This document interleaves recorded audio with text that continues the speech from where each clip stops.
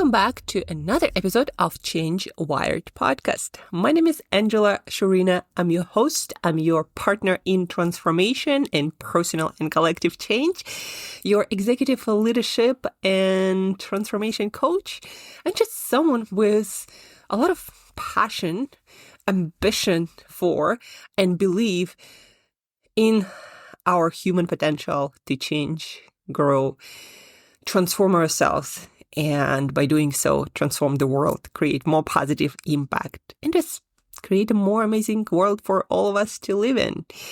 Today, we are talking about optimism. And by the end of this podcast, you're going to have a tool to help you be more optimistic, to help you to become more optimistic, or in other words, grow your optimism muscle by doing some optimism reps.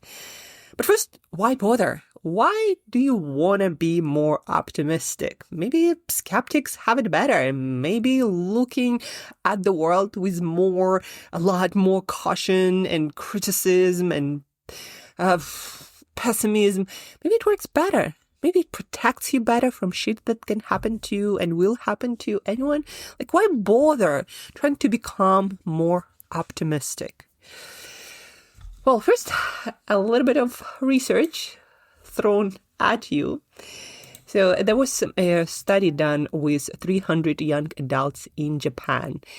And what they found is optimistic individuals, for example, are less likely to experience severe procrastination. Positive future outlooks, not personal well-being, significantly affect procrastination habits or not getting stuff done, or maybe not even starting. And my hypothesis for this is based on my experience with coaching clients, with my personal experience, like really reflecting on my state of mind, on my mood and what I end up doing in my life. What I learned is that when we think, in order for us to want to take action, to create something, especially to do something challenging, we got to believe two things. Number one, that we have what it takes to do the challenge, to go through the task and accomplish something. We gotta believe in it, otherwise why bother? And then the second one, that the future will meet us with opportunities and our hard work will pay off to something better. Otherwise, if we don't believe those two things, if we are not optimistic about two things, why bother? You might just do nothing and stay where you are and see what happens. And that's why probably severe procrastination happens. People who are, for one reason or the other, there might be many different reasons, decide, whether they realize it or not, to believe that either the world is not that great and no matter what they do, things not going to get better, or number two, that they are not capable of influencing the events in their life, in their future with their actions. So basically, when you are more pessimistic, you tend to do less stuff, grow, create, get out there and explore because you don't believe it's worth it. Why bother, right? And if you are the kind of person who want to expand your opportunities, who want to create greater things in life, who believes that brighter future is possible, and it is possible only when we put our action and effort towards that. If you want to become and exist as this kind of individual who then ends up taking more action instead of procrastinating, that's why you want to develop your optimism muscle and put in some optimism reps. And here is why I'm talking about optimism muscle and optimism reps. So this morning I went to sauna. And in sauna, there were two of us, me and a guy. And we started talking about different things about our emotional disposition, or basically our tendency to be a certain way, negative or positive. And I told him this comparison or story. When you go to the gym and the sauna is in the gym, so we both just worked out and we saw each other working out. When you go to the gym and you work on your muscle, let's say your biceps or your legs, you put in the reps, you expect to see results. And you usually see results if you go with some consistency. So you see your legs getting stronger, your biceps getting bigger. And you know that more reps, better quality reps will lead to you developing better muscle. But we understand it about our physical bodies, but so often we don't understand that the same exact thing works for our mental muscle, for our emotional disposition, or our state tendency to be either more pessimistic or more optimistic. Now, each of us were born to a certain environment, to a certain family, and to each of us more positive than negative things happen. And also we acquired mental habits or ways of thinking from our caregivers, usually in our environment. And so we conditioned ourselves to have certain kind of thoughts because those thoughts produced, for better or worse, some result. We're still alive, right? We succeeded with being alive. So we think and our way of thinking became such a part of us that we never questioned it or asked ourselves, where does this kind of thinking came from into my head? We think this is how we are. And I'm here to challenge this. And it's not just me, it's a whole body of psychology research. So it's not the way you are, it's your thinking habits. And the reason why you got those thinking habits is the very same reason why so many people get eating or exercise or lifestyle habits in their family. It just, you grow up and you eat a certain way because your mom ate a certain way. And so you grow up and you think a certain way because that's what you saw or in thoughts, in actions, in words from your caregivers. And then it becomes such a part of you, the part that you don't see compared to your bicep or your legs, that you don't even question it. You think, this is how I am. And I'm again here with a whole body of psychology research supporting this point of view, is that this is just another habit that you acquired. And yes, there's also some genetic, but genetic component, what we are learning is very tiny compared to nurture or what's been praised or conditioned in your environment and what you're used to doing over and over and over again. So back to optimism reps. I told him, people know that when you go to the gym, you do the reps and your bicep gets stronger. But we don't think about our mental habits the same way because we don't see them.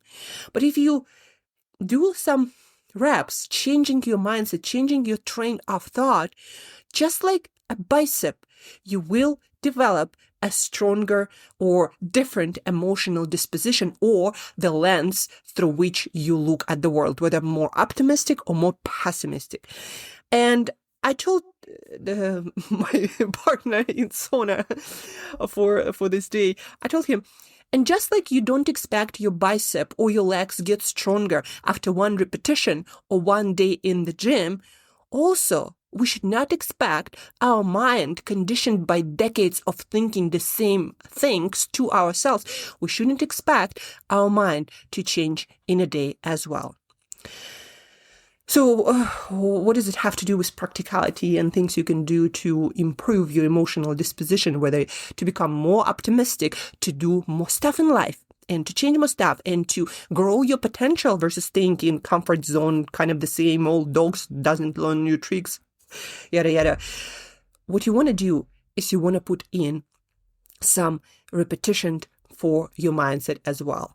When it comes to optimism, I wrote this blog post on optimism reps with the name Optimism Reps Cure Procrastination. 3 questions to shift your doom and gloom thinking that keeps you stuck. How I teach my clients, how I help my clients to change their thinking, their emotional disposition, is whenever they notice doom and gloom scenario happening in their head, to question it. And with this questioning, redirecting their mind to see a different side of any scenario in your life, a brighter side, an opportunity for brighter future, for things working for you, not against you. So 3 questions that I often share with my clients. Number 1, whenever you hear in your head this doom and gloom scenario, this pessimistic conversation, ask yourself, You don't have to ask all three. You can just use one of them, whichever, or come up with your own to just see a better thing that can be coming out of this stuff that you didn't like that just happened. So number one, what opportunity might be hiding here that I'm not seeing yet? What opportunity might be hiding here that I'm not seeing yet? And guys, in my personal life, there were so many cases when at the moment I thought, that is the worst thing. This is the worst thing that could have happened to me. And then in a week, sometimes a month, sometimes a couple of months, I looked back at that and I looked where it led my life. I'm like, this actually was the best thing that happened to me. Because if that relationship worked out, I'd be now stuck in this and I wouldn't be able to do this, which I'm actually absolutely loving. Or some stuff that I wanted to buy, I couldn't buy because it wasn't available at the time, or I didn't have the cash at the time.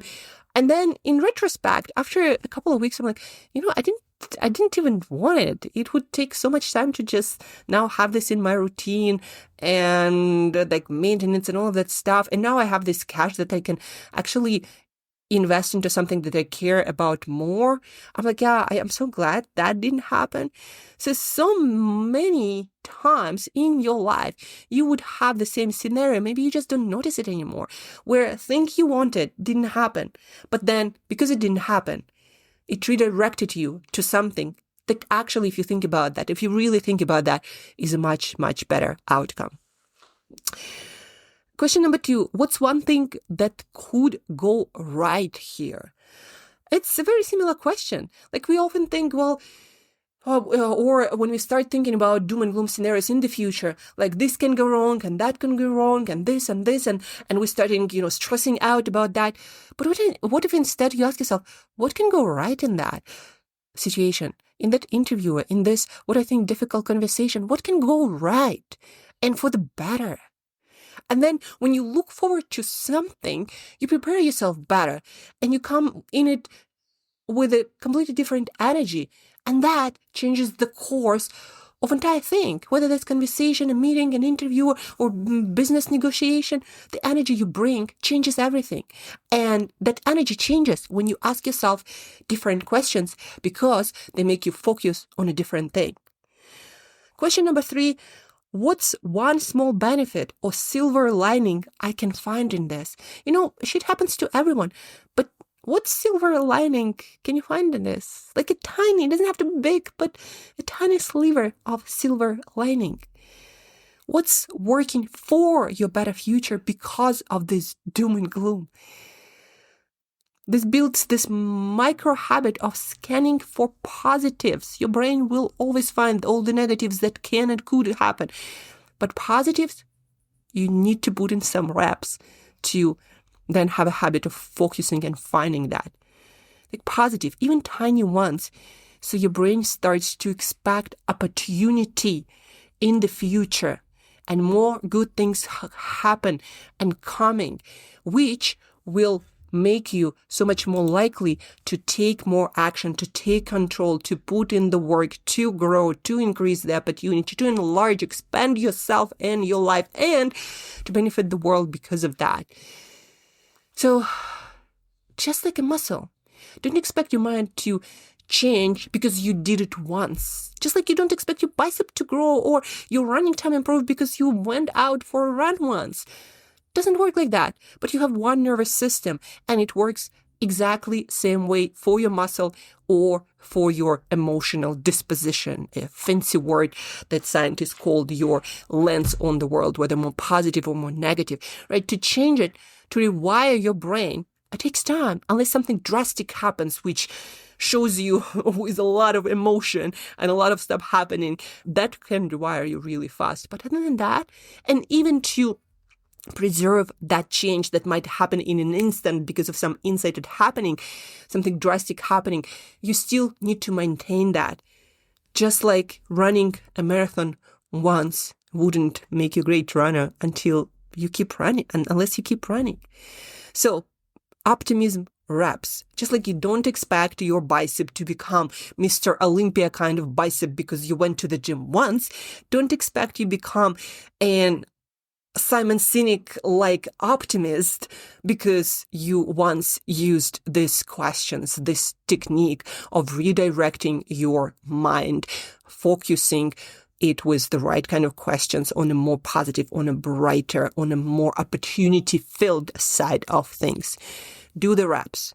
Take this challenge for the next 7 days. Today's Sunday for me. So for the next week, 5 times a day, whenever you feel negative emotion, catch the thought, what's the negative you're focused on? And then ask yourself one of those questions that you can find in the show notes.